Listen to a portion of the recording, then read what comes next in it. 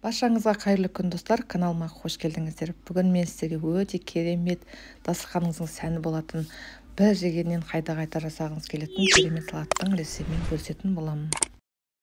Мен бұл салатты қонақ келе жатқаннан немесе қонақ келеміз дегеннен бастап дәл осы салатты дайындап қоямын.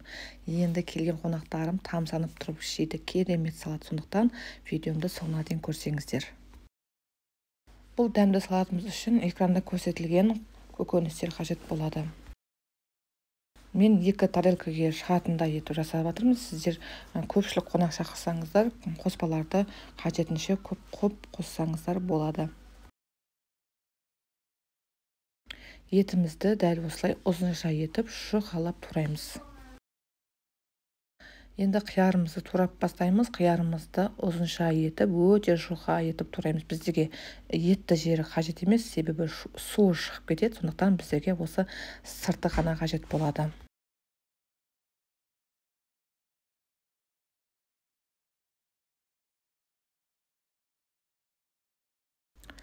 Дәл осы салатты жасап көруге кеңес беремін. Ешқашан өкінбейсіздер, өте керемет, жеген сайын жегіңіз келетін салат.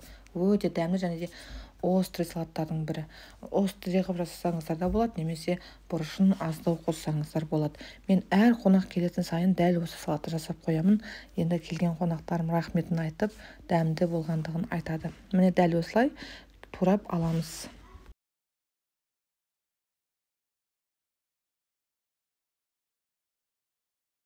Енді біздерге тәтті бұрыш қажет болады. Тәтті бұрышымызды жаңағыдай жұқа етіп ұсақтап турап аламыз. Міне дәл осылай экранға көрсетілгендей етіп ұсақтап жұқалап турайсыздар. Міне бұл қоспамызды турап алдық. Енді біздерге қызанақ қажет болады. Қызанағымызды сіздер қызанақтарыңыз қатты болса, міндетті түрде етті жерін алып тастап, сыртын ғана қолданыңыздар. Ал менің қызанағым жұмсақтау болғандықтан мен етті жерін алған жоқпын. Бүкіл осылай турап алдым.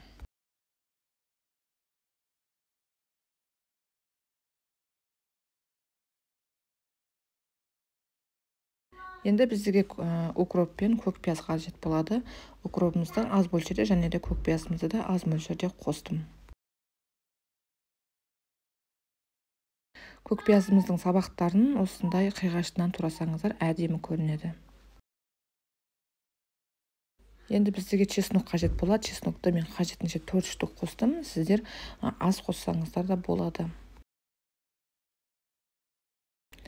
Енді осы чесногымызды қызып тұрған май құямыз, және де осындай соя соусын аз мөлшерде 1 ас қасық қоссаңыздар болады.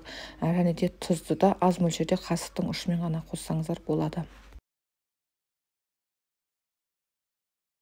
Мен ащыны жақсы көргендіктен осы қызыл бұрыштың бір ұшын ғана қостым, және де қызып тұрған майды чесногымыздың үстіне құйып жібердім. Міндетті түрде чеснокты ең үстіне қосыңыздар, және де оның үстінен қызып тұрған майды қосамыз. Жақсылап араластырып, дастарханымызға ұсына берсек болады. Өте керемет болып шықты. Ал достар, салатымыз дайын болды, өте керемет болып шықты. Енді дастарханымызға ұсына берсек болады. Сосын осы салатымыз одан да әдемі дәмді болу үшін үстінен күнжіт сепсеңіздер, одан да дәмдірек болады. Керемет болып шықты. Міндетті түрде жасап көруге кеңес беремін. Достар, менің каналыма тіркеліп, лайк, комментарий қалдырып жіберсеңіздер, сіздердің қолдауларыңыз мен үшін өте маңызды. Сондықтан каналыма тіркеліп, лайк, комментарий қалдырсаңыздар. Сау саламат болыңыздар.